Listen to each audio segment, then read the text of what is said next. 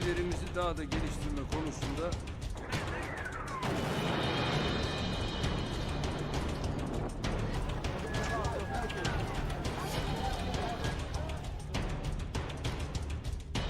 ve buraya gelen uçak gemisinin etrafında bütün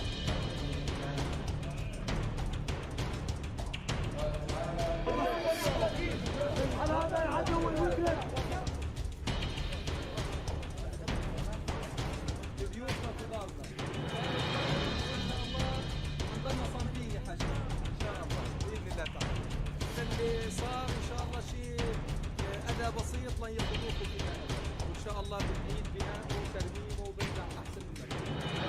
ان شاء الله حيرجع احسن مكان. وبعدين ابو محمود ما شاء الله شوف عليه معنوياته عاليه ولاده معنوياته عاليه.